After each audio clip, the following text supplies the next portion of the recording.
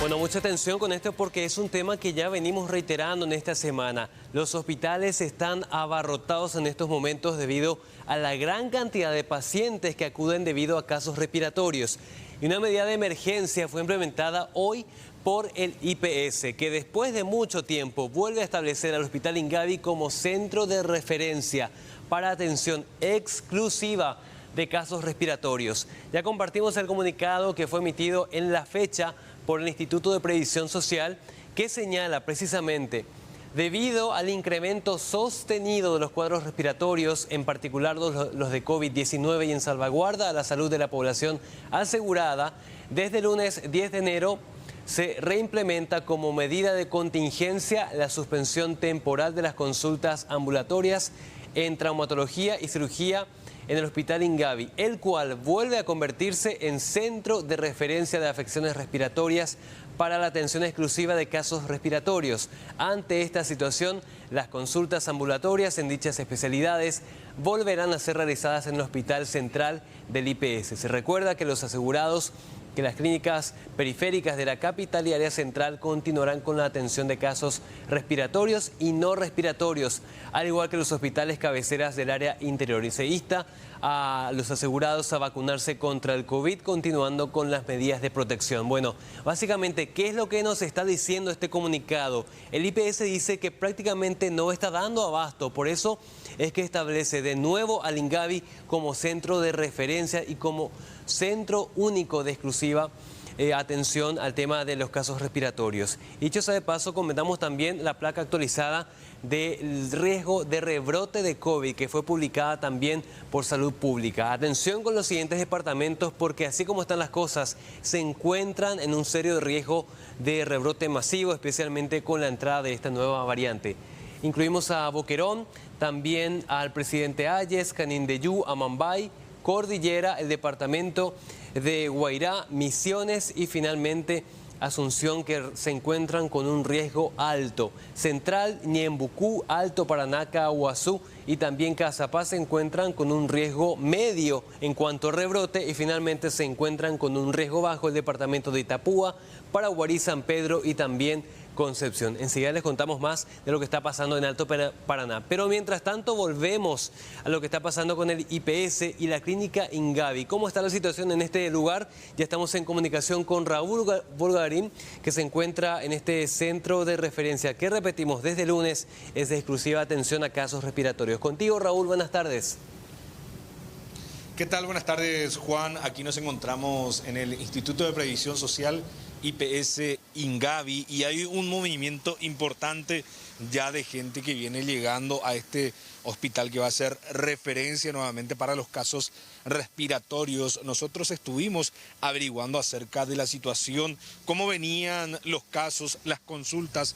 Hasta la semana pasada solamente venían 2 a 3 personas con casos respiratorios, pero desde esta semana empezaron a aumentar considerablemente. El lunes empezaron a formar una fila interminable en horas de la mañana por casos respiratorios y es por eso de que se va a habilitar nuevamente 100% para que la gente pueda consultar. Como pueden observar, también hay un importante flujo de vehículos que están estacionados aquí en este sector. Muchos ya están adentro del Instituto de Previsión Social como esperando ser atendidos, otros están ingresando de a poco, algunos incluso están esperando aquí afuera del Hospital Ingavi. Vamos a ver cómo transcurren las próximas horas porque es importante la cantidad de personas quienes van llegando aquí para hacer sus consultas respiratorias. Reiteramos esto y es un dato no menor. La semana pasada 2 a 3 pacientes, ahora ya están formando fila por casos respiratorios. Asimismo, Raúl, bueno, preocupante este aumento sostenido de los casos, así que vamos a estar atentos a cómo se desarrollan las cosas en el Ingavi, que, reiteramos, vuelve a hacer referencia desde este lunes 10 de enero. Gracias, Raúl. Hasta luego, un placer. Bueno, mucha gente se pregunta qué pasa con el tema de Flurona, que es esta variante, por así decir, o este tipo de enfermedad que mezcla, por un lado, la influencia y el COVID, pero al mismo tiempo en un paciente. Bueno, los expertos en nuestro país echan un poco de un balde de agua fría en este sentido, aclarando que ya se produjeron casos en territorio paraguayo y que no resulta un tema de generar alarma. Escuchemos lo que dicen los neumólogos sobre este punto. El término flurona es un término que no existe médicamente, es un término que los israelíes le dieron a la coinfección del virus de la influenza con el virus del SARS-CoV-2. En verdad eso a mí me llamó mucho la atención el nombre que le dieron, ¿verdad? Porque no es algo nuevo. Nosotros hemos tenido casos ya de coinfección de influenza con coronavirus, no fueron muchos casos, pero sí ya hemos tenido aquí en el hospital y ya se han descrito.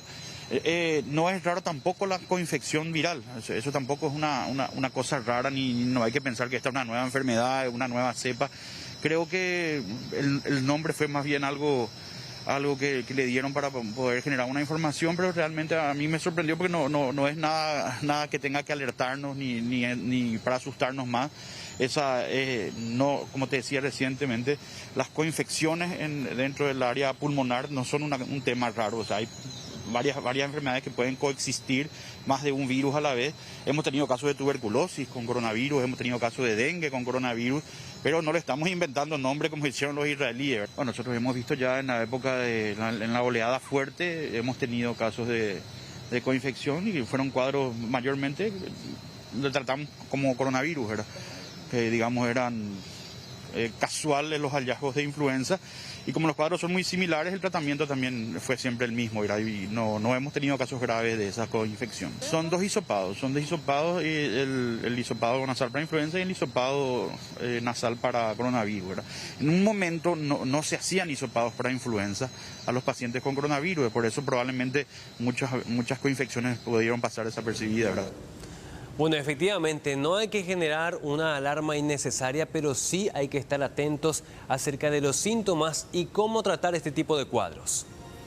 El COVID y la influenza tienen muchas características en comunes.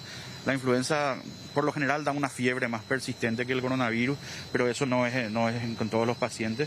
Como te digo, sintomáticamente es imposible distinguir, solamente en la medida que uno va pidiendo los estudios aparece esa coinfección, ¿verdad? ¿Y cómo se trata?